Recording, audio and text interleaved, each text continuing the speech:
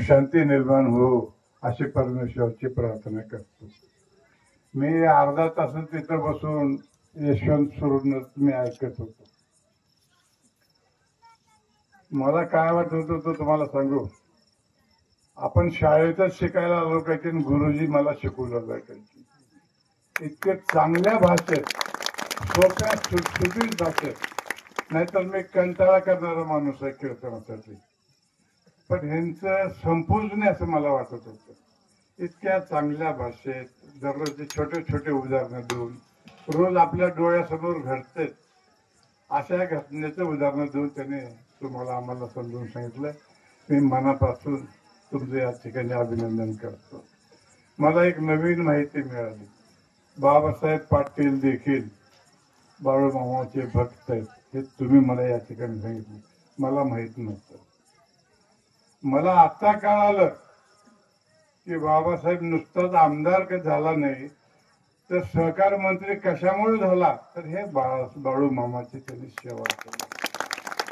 आणि मी तुम्हाला खुश करायसाठी या ठिकाणी समजावलं.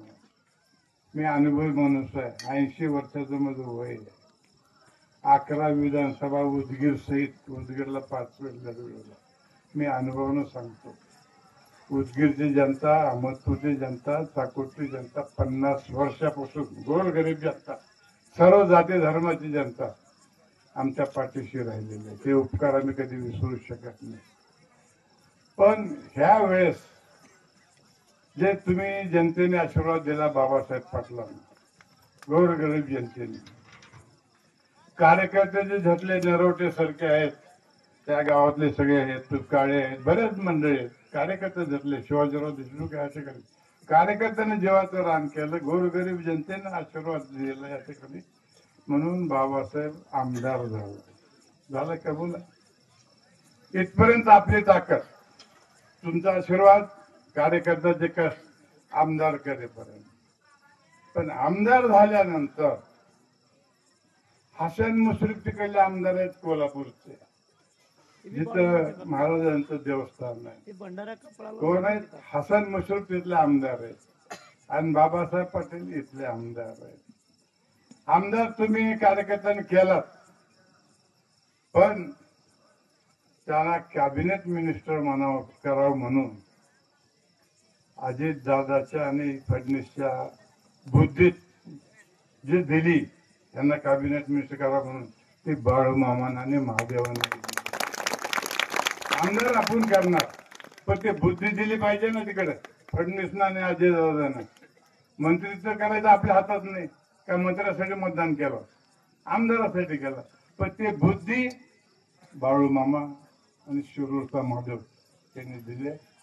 आणि म्हणून आपण सर्वजण इमानीद्वारे आपण भक्तिभाव त्यांच्याविषयी आपण ठेवू, आजन्म ठेवू. उपकार करायचा संबंध नाही, ते तर उपकाराचे हेच नाही. फक्त मने भय तुम्ही आम्ही त्यांची भक्ती करतो एवढं त्या ठिकाणी सांगतो. आणि सुंदर प्रवचन. आणि बनवस्त म्हणजे माझ्या आजीचं गाव आहे बनवस. आष्टूर माझ्या चुलतीचं गाव आहे. डोंगरगाव माझ्या ह्याचं आहे. आणि त्या डोंगरातले माणसं लय खरतर आहेत बरं का, लय पक्के आहेत. एकदा निष्ठा ठेवली की ठेवली. अतिशय निष्ठावान असा माणसं आहे. हे माणसं बाळूमामांना असे निर्माण केलेले आहेत. त्यांना आपण सहकार्य करू. आणि तुमचे जे तरुण मंडळी या ठिकाणी जे झटली, हे काही सोपी गोष्ट नाही. एवढं सगळ्याची सेवा करणं, त्या सर्व तरुण लोकांचं देखील मनापासून अभिनंदन करतो. आणि मी लांबलेलं भाषण थांबवतो. जय हिंद, जय महाराष्ट्र.